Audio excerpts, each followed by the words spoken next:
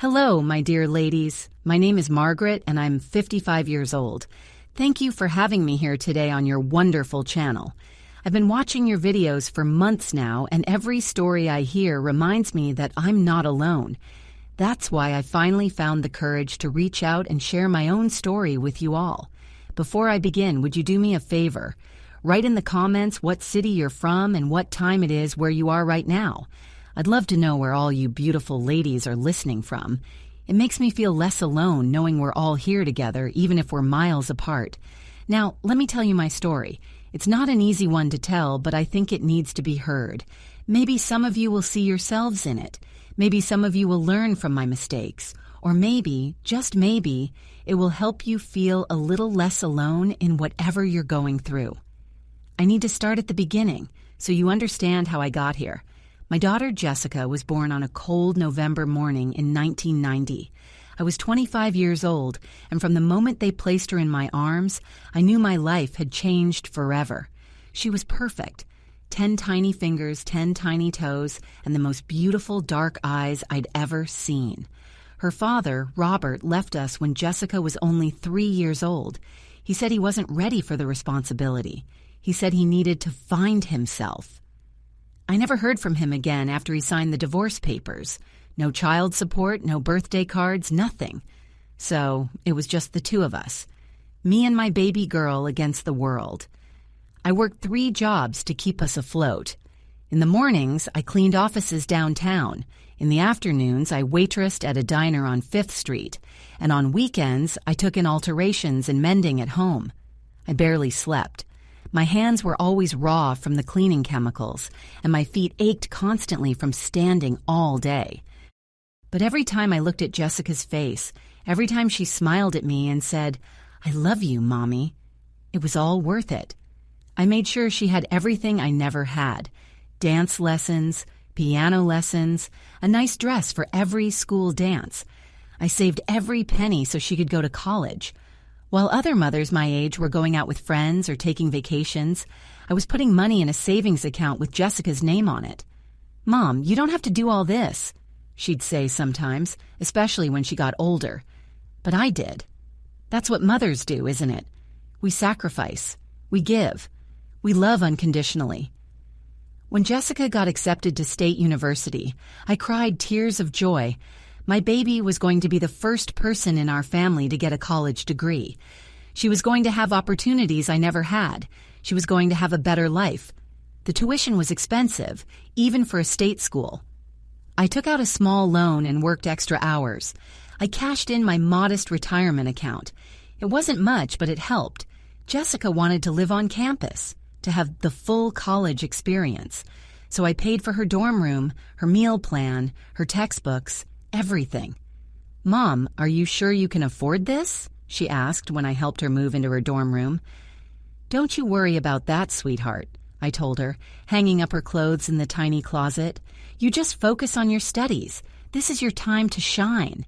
She called me every week during her first semester, then every other week, then maybe once a month. I understood. She was busy, making friends, studying, living her life. That's what I wanted for her.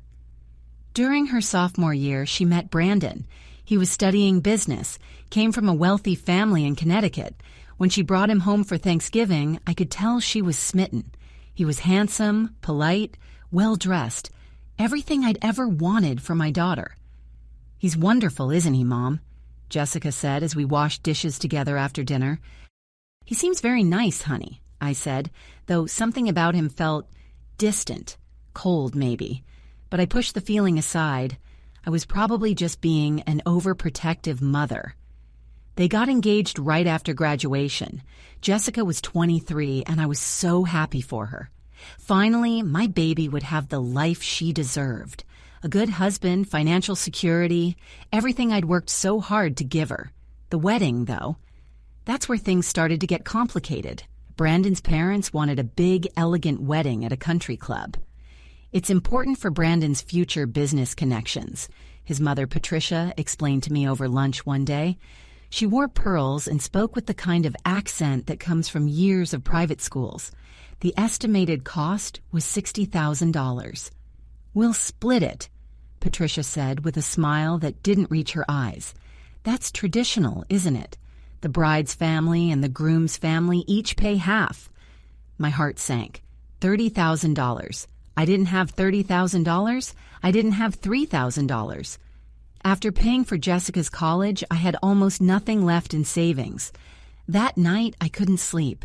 I lay in my small bedroom in my small house, staring at the ceiling, doing calculations in my head. I could take out a loan. I could sell my car and buy a cheaper one. I could sell the house. The house. The little 3-bedroom house I'd bought when Jessica was 5. It wasn't much, but it was ours. Every payment had been a struggle, but I'd managed.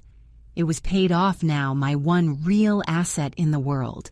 But this was my daughter's wedding, her one special day. How could I let her down? I sold the house. I didn't tell Jessica right away. I didn't want her to feel guilty. I arranged everything quietly, sold the house, paid my half of the wedding expenses, and found a small 1-bedroom apartment across town. I moved while Jessica was busy with wedding planning. "Mom, why didn't you tell me?" she cried when she finally came to visit my new place. We could have done something smaller." "Nonsense," I said, hugging her tight. "This apartment is perfect for me. I don't need all that space anymore. And your wedding is going to be beautiful." And it was beautiful. Jessica looked like a princess in her white gown. Brandon looked handsome in his tuxedo. Patricia and her husband smiled for all the photos. I wore a dress I'd sewn myself and smiled until my face hurt. During the mother-daughter dance, Jessica whispered in my ear, "Thank you for everything, Mom. I love you so much." "I love you too, baby," I whispered back, "always." After the wedding, Jessica and Brandon moved to Connecticut to be closer to his family and his job at his father's investment firm. It was a 6-hour drive from where I lived. "We'll visit all the time, Mom," Jessica promised, "and you can come stay with us whenever you want. We have plenty of room." But the visits became less frequent. Life gets busy, I understood that. She had a new house to set up, a new city to explore, Brandon's family events to attend. I was happy for her. This was what I'd always wanted, for her to have a good life. I called her every week, but sometimes she didn't answer. She'd text back later, "Sorry, Mom, crazy day, talk soon." When I did visit, which wasn't often because the drive was hard on my old car and my back was starting to bother me, I felt like a guest in her life. Everything was so formal, so perfect. Her house was beautiful, all white furniture and modern art. I was afraid to touch anything. "Your home is lovely, Jessica," I said during one visit. "Thanks, Mom. Brandon's mother helped us decorate." She barely looked up from her phone. Brandon's mother, Patricia. I heard that name a lot. I was 50 when I had my first real health scare. I'd been having pain in my joints, and one day at work I collapsed. The doctors said it was severe arthritis combined with exhaustion. My body was finally giving out after decades of working multiple jobs, standing on my feet all day pushing through pain. I spent a week in the hospital. Jessica came to visit once, stayed for a few hours, then had to rush back. Brandon's parents are having their anniversary party this weekend, and I'm helping Patricia organize it, she explained. "Of course, honey, you go. I'm fine." But I wasn't fine. When I got home to my little apartment, I realized how much I'd been struggling. Simple tasks became difficult. Opening jars, carrying groceries. Some days the pain was so bad I could barely get out of bed. I didn't tell Jessica how bad it was. She had her own life. I didn't want to be a burden. But somehow she found out. Maybe my neighbor, Mrs. Chen, called her. She'd been helping me with groceries. One day, Jessica showed up at my apartment unannounced. "Mom, we need to talk," she said, and my heart sank at her tone. She sat me down at my little kitchen table, the same table we'd eaten breakfast at every morning when she was growing up. "Mom, I've been thinking," she said, not quite meeting my eyes. "You can't keep living like this. It's not safe. What if you fall and no one finds you? What if you get worse?" I'm managing, Jessica. Mrs. Chen checks on me and... That's not enough, Mom. She pulled out a brochure from her expensive leather purse. Brandon and I found a place. It's called Sunshine Meadows. It's a very nice facility with nurses on staff 24 hours a day, activities, good food. My hand started shaking.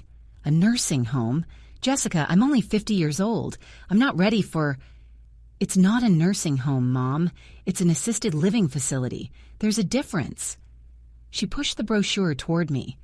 The cover showed smiling elderly people playing cards, walking in a garden.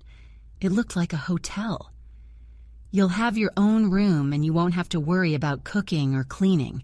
You'll be safe. But I don't want to leave my home, I whispered. Mom, please, this apartment isn't working anymore. And Brandon and we can't have you move in with us. Brandon's mother thinks it would be too disruptive. And with Brandon's career taking off, we need the space for entertaining clients and... I stopped listening. Brandon's mother thinks. Those 3 words told me everything I needed to know. How much does this place cost? I asked, looking at the brochure. Don't worry about that. We'll handle it. She patted my hand. We've already put down a deposit. You can move in next month. Next month. It was already decided. I wasn't being asked. I was being told. Can I think about it? I asked quietly. Jessica sighed, and for just a moment I saw impatience flash across her face. Mom, there's nothing to think about. This is what's best. Trust me. Trust me. The same words I'd said to her 1,000 times when she was little. When I told her the shot at the doctor's office wouldn't hurt that much. When I told her that moving to a smaller apartment was going to be an adventure. When I told her that selling the house so she could have her dream wedding was what I wanted. Trust me. A month later, Jessica and Brandon helped me move into Sunshine Meadows. They were very efficient about it. They'd already decided what furniture I could bring, only what would fit in the small room. My favorite armchair, the one I'd rocked Jessica in when she was a baby. Too big. The china cabinet my mother had left me? No room. The photo albums documenting every year of Jessica's life? They have them digitized, Mom. You don't need all these heavy books. My new room was on the 2nd floor, number 237. It had a single bed, a small dresser, 1 chair, and a tiny bathroom. The window looked out onto the parking lot. It was clean. It was safe. It was sterile. See, Mom, it's nice, right? Jessica said brightly as she hung up my few clothes in the narrow closet. And look, you can decorate however you want. But I had nothing to decorate with. Everything that made a place home had been left behind, donated, or thrown away. The nurses seem very friendly, Brandon added, checking his watch. Well, we should get going. We have dinner reservations with my parents at 7. Jessica hugged me. I'll call you tomorrow, okay? And we'll visit soon. Then they were gone, and I was alone in room 237 of Sunshine Meadows. That first night, I lay in the unfamiliar bed, listening to unfamiliar sounds. Someone crying down the hall, a TV playing too loud somewhere, the squeak of a nurse's shoes on linoleum. I thought about my little apartment, probably empty now. I thought about the house I'd sold for a wedding. I thought about all those years of working 3 jobs, of going without, of sacrificing everything. And I cried. For the first time in years, I let myself cry. The days at Sunshine Meadows blurred together. Breakfast at 7, morning activities at 9, lunch at noon, afternoon activities at 2, dinner at 5, lights out at 9. Every day the same. Some of the residents were kind. Martha, who had the room next to mine, liked to play cards. George, a retired teacher, still had all his wit and humor. But many of them were in their 70s and 80s, some confused, some barely mobile. I was one of the youngest people in the entire facility. At 50 years old, I could walk, talk, and think clearly. Yes, I had arthritis. Yes, I had pain. But I wasn't dying. I wasn't incapacitated. I'd been put here anyway, filed away like an old document that was no longer needed. Jessica called once a week, usually on Sunday afternoons. The conversations were always brief. "How are you, Mom?" "I'm fine, honey. How are you?" "Busy. Brandon's working on a big project. His parents invited us to their house in the Hamptons next weekend." "That sounds lovely." "Okay, well, I have to run. Talk next week?" "Of course. I love you." "Love you too, Mom." Then silence until the next Sunday. She visited 3 times in the first 6 months. Each visit lasted less than 2 hours. She never came alone. Brandon was always with her, always checking his phone, always ready to leave. They'd take me to the common room, we'd sit on the uncomfortable couches, and we'd make small talk like strangers. "Are you making friends, Mom?" "Yes, Martha and I play cards sometimes." "That's great. See, I told you this place would be good for you." I wanted to scream. I wanted to ask her if she remembered the nights I held her when she had nightmares, if she remembered the time I worked double shifts for 3 months to pay for her class trip to Washington, D.C., if she remembered the way I used to sing to her, braid her hair, kiss her scraped knees. But I didn't say any of those things.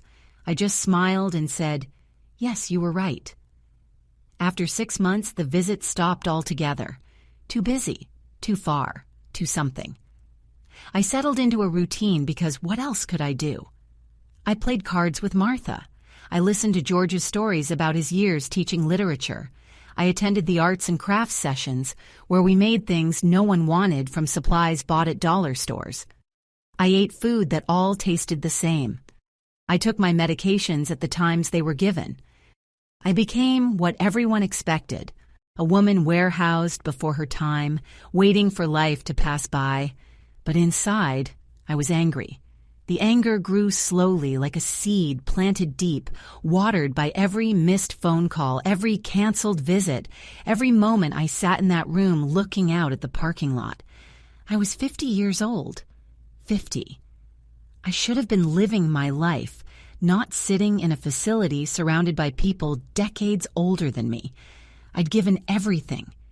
Everything. And this was what I got in return. A room number and a schedule. 1 year. That's how long it took. 1 year of living in Sunshine Meadows, of pretending I was fine, of telling myself that Jessica was just busy, that she still loved me, that this was all for the best. Then, on a Tuesday afternoon in October, Jessica showed up unannounced. I was in the common room, half watching a game show on TV, when I heard her voice at the nurse's station. "I'm here to see Margaret Patterson, room 237. My heart leaped. She was here. Maybe she missed me. Maybe she'd realized this was a mistake. Maybe. But when she walked into the common room and I saw her face, I knew immediately that something was wrong. Her eyes were red. Her hair, usually so perfectly styled, was pulled back in a messy ponytail. She wasn't wearing makeup.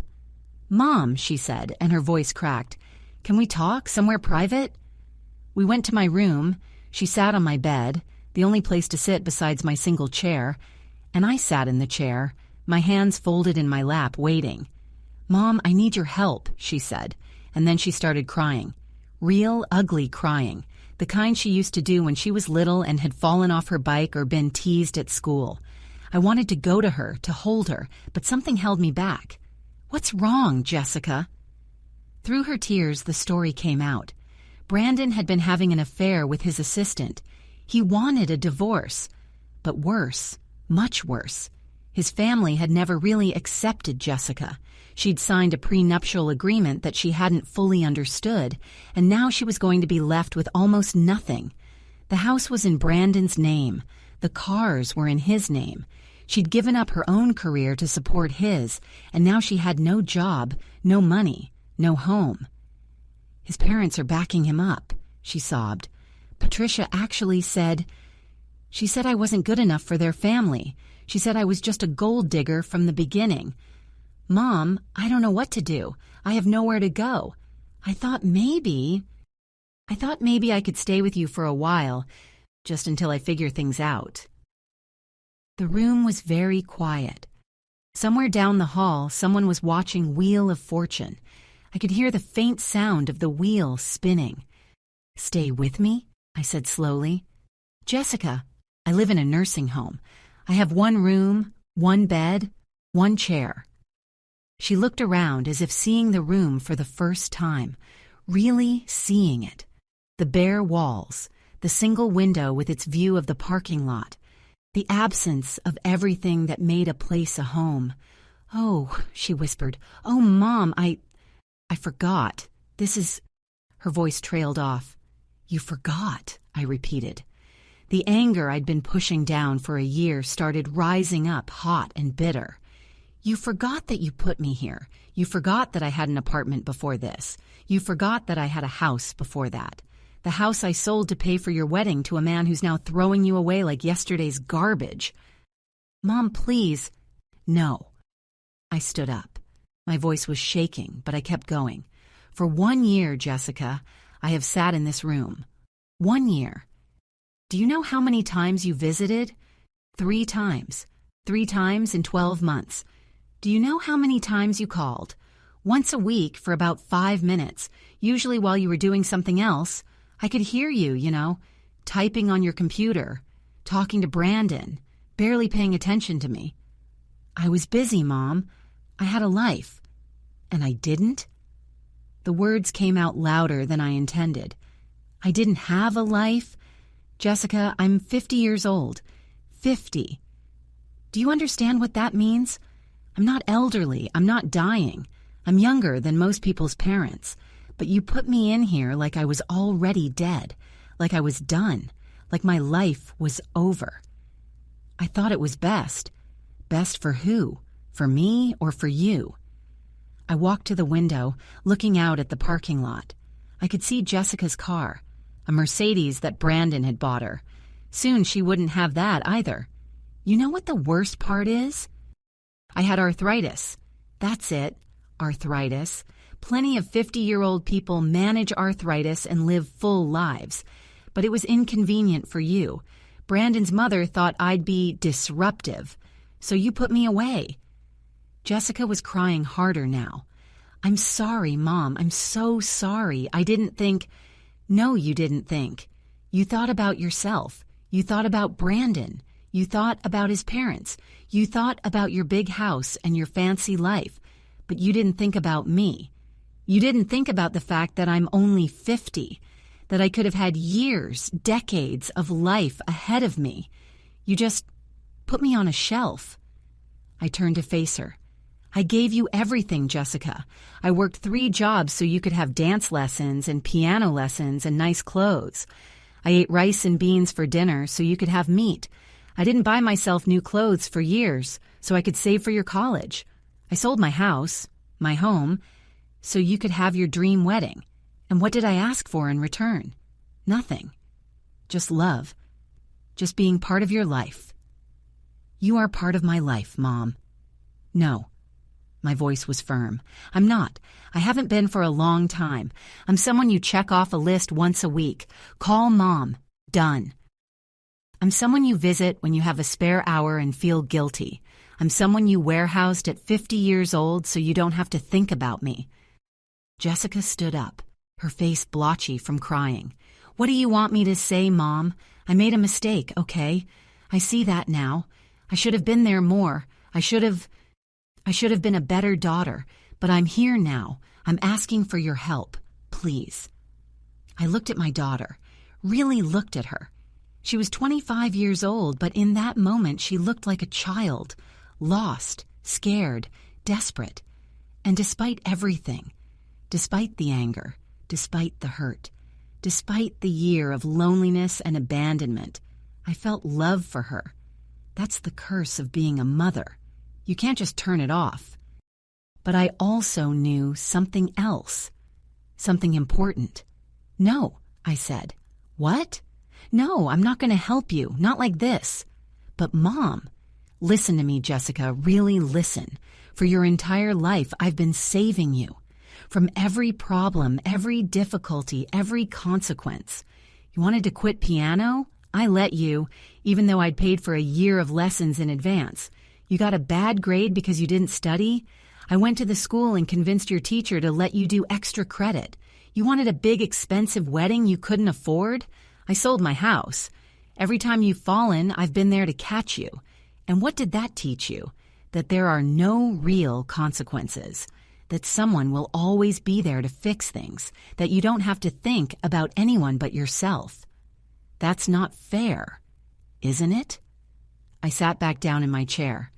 Jessica, you're 25 years old. You made choices. You chose Brandon even though I had reservations. You chose to sign a prenuptial agreement without reading it carefully. You chose to give up your career. You chose to put your mother in a nursing home when she was only 50 years old and didn't need to be here. And now you're facing the consequences of those choices, and you want me to save you again. So you're just going to let me be homeless? Your own daughter? You're not going to be homeless. You're going to figure it out. You're smart. You're capable.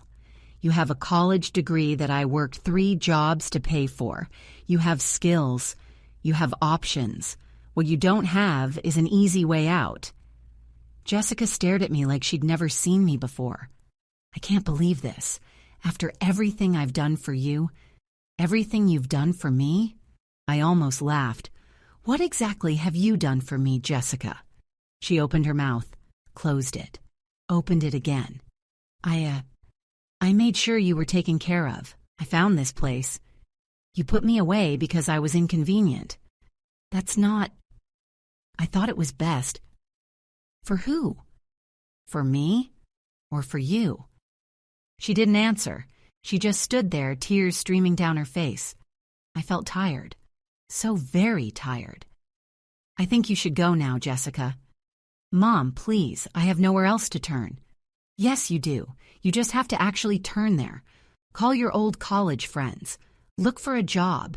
Find a small apartment you can afford. Do what millions of women do when they find themselves starting over. Do what I did when your father left us. I stood up and walked to the door, opening it. You can do this. I know you can. But I'm not going to do it for you, not this time. She walked to the door slowly, like she couldn't believe this was happening. At the threshold, she turned back. I thought you loved me. I do love you, Jessica. That's exactly why I'm saying no. She left. I heard her footsteps in the hallway, quick and angry. I heard the elevator ding, then silence. I closed the door and sat on my bed, my whole body shaking. I just sent my daughter away when she needed help. What kind of mother does that? But even as I questioned myself, I knew I'd done the right thing. For the first time in Jessica's life, I'd let her face real consequences. For the first time in my life, I'd put my own dignity ahead of her comfort. That night, I couldn't sleep. I lay in my narrow bed, staring at the ceiling, wondering if Jessica was okay. Wondering if she'd ever forgive me, wondering if I'd just destroyed our relationship forever. But I also felt something else, something I hadn't felt in a very long time. I felt strong. The next morning, I did something I hadn't done since moving to Sunshine Meadows. I asked to speak to the director. Her name was Caroline, a kind woman in her 50s who ran the facility. I'd only met her once, when I first moved in.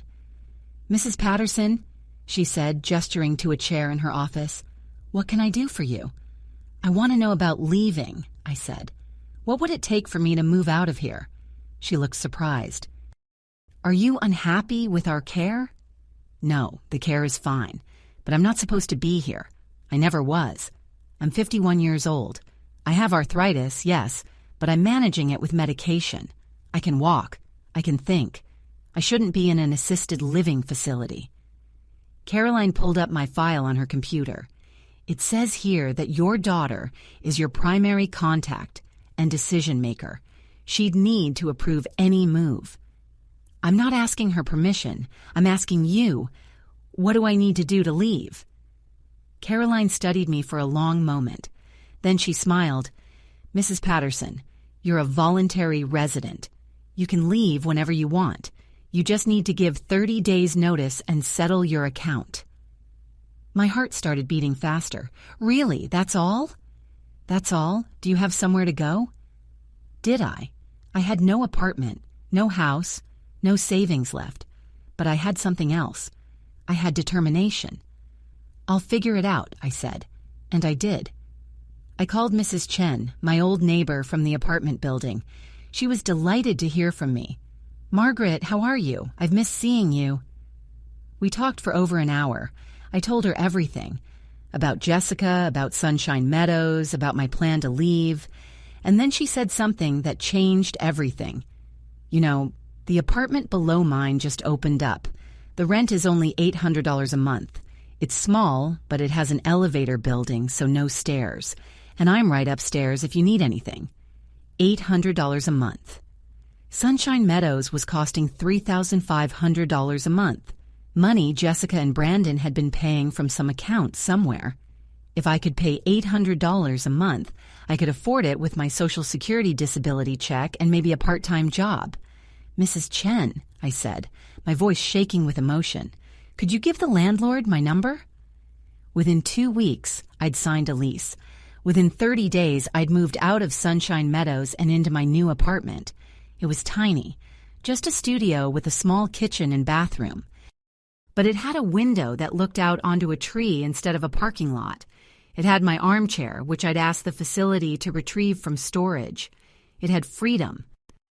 I didn't tell Jessica I was moving. She hadn't called since that day in my room. I figured if she wanted to find me, she could try. Martha and George helped me pack my few belongings. "You're doing the right thing," Martha told me. "You're too young to be in a place like this." "Go live your life," George added. "You're only 51. You've got decades ahead of you."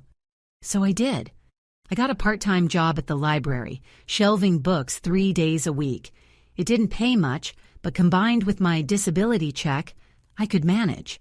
I joined a book club. I took a painting class at the community center. Mrs. Chen and I had dinner together twice a week. I made friends my own age who were still living life, not waiting for it to end. For the first time in years, maybe for the first time ever, I was living for myself. 6 months passed. Then, one Saturday morning in April, there was a knock on my door. I opened it to find Jessica standing there. She looked different. Her hair was shorter, cut in a practical bob instead of the expensive style she used to wear. She was wearing jeans and a simple sweater, not designer clothes. She looked real. "Hi, Mom," she said quietly. "Jessica." I didn't move from the doorway. "How did you find me?" "It took a while. I called Sunshine Meadows and they said you'd left. I finally tracked down Mrs. Chen. She gave me your address." She looked past me into the small apartment. "Can I come in?" I hesitated, then stepped aside. She walked in slowly, looking around, at the armchair by the window, at the small bookshelf I'd filled with library sale finds, at the simple kitchen table with 2 chairs, at the painting I'd done in my class, a tree, bright with spring blossoms, hanging on the wall. "It's nice, Mom," she said, and I could tell she meant it. "It's really nice." "What do you want, Jessica?"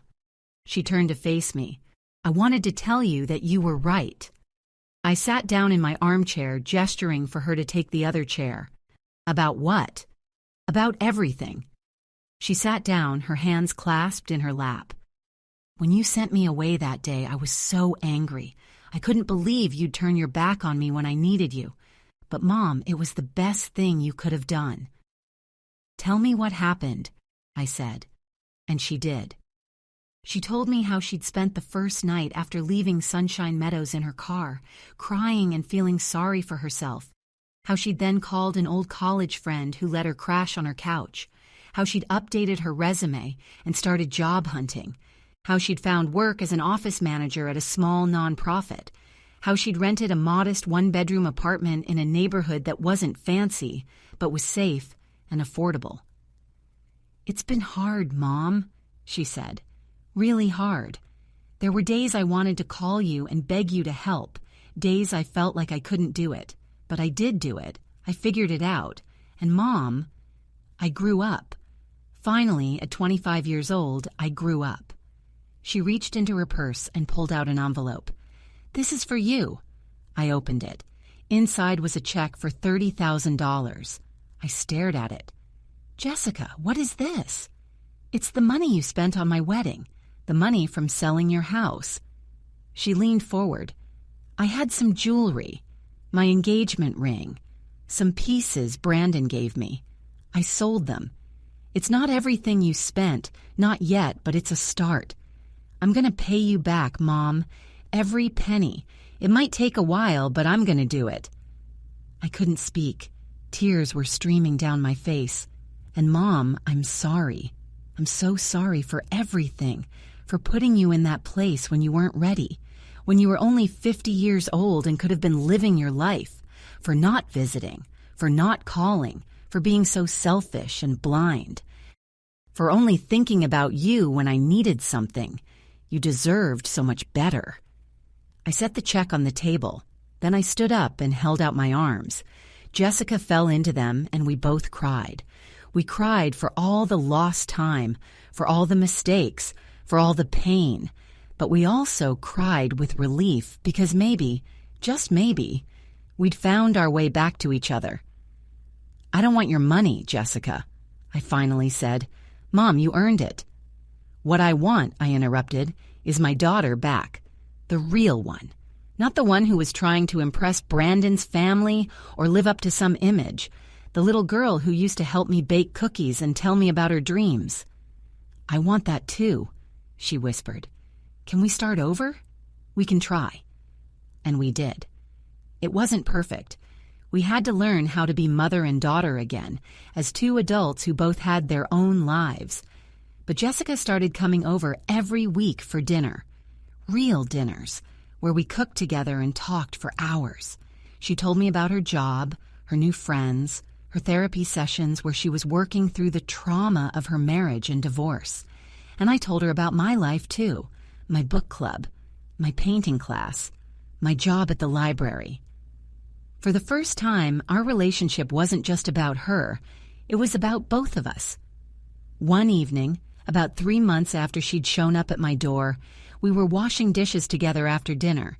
Jessica was scrubbing a pot and I was drying plates. "Mom," she said suddenly, "can I ask you something?" "Of course." "Why did you say no that day? Really, was it just to teach me a lesson?" I thought about it carefully.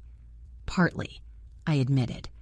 "But mostly it was because I needed to teach myself a lesson. I needed to learn that loving someone doesn't mean destroying yourself for them. That being a good mother doesn't mean sacrificing everything. That I matter too." She put down the pot and turned to me. "You know what Patricia used to say about you?" I tensed. "What?"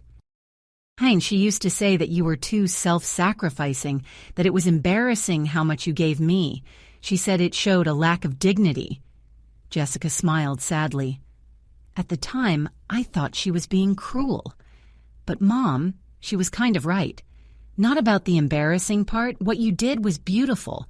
But the dignity part, you did give up too much. And I let you. I even expected it." "We both made mistakes," I said. "Yeah, but I'm not going to make them anymore. When I have kids someday." She paused, looking at me hopefully. "And I will have kids, I promise. I'm going to teach them that Grandma is a person, not just a resource, that you have your own life, your own dreams, your own needs. And that's okay. That's how it should be. When I have kids." The words filled me with joy. The thought of being a grandmother, of having another chance, but doing it differently this time. "I'd like that," I said quietly. Now, here I am, telling you this story. It's been 2 years since that day Jessica showed up at my apartment. 2 years of rebuilding, of learning, of growing. Jessica still isn't wealthy. She's still paying off debt from her marriage. But she's happy. She's in a relationship now with a man named Tom, who's a teacher. He's kind, and when I met him, the first thing he did was ask me about my life. Not as Jessica's mother, but as a person. I liked him immediately. As for me, I'm still in my little studio apartment. I still work at the library. I still take painting classes. Mrs. Chen and I still have dinner twice a week. I'm living on a fixed income and sometimes money is tight, but I'm living on my own terms. And you know what? I've never been happier. So ladies, if you're still with me, if you've listened to this whole long story, I want to leave you with this. It's never too late to choose yourself. It's never too late to set boundaries. It's never too late to demand dignity and respect, even from the people you love most. I spent most of my life believing that love meant sacrifice, that being a good mother meant giving up everything. And while sacrifice is part of love, it shouldn't be all of it. You can love someone with your whole heart and still maintain your sense of self. You can be generous without destroying yourself. You can be a good mother without becoming invisible. And sometimes, the most loving thing you can do for yourself and for the people you love is to say no. I saved Jessica by letting her fall, and in the process, I saved myself. Thank you for listening to my story, my dear ladies, and please tell me in the comments, where are you from and what time is it there? I want to know I'm not alone in this, that somewhere out there you heard me, and maybe my story helped you feel less alone too. Remember, you matter. Your life matters. Your dignity matters. Don't ever let anyone, not even your own children, make you forget that. God bless you all.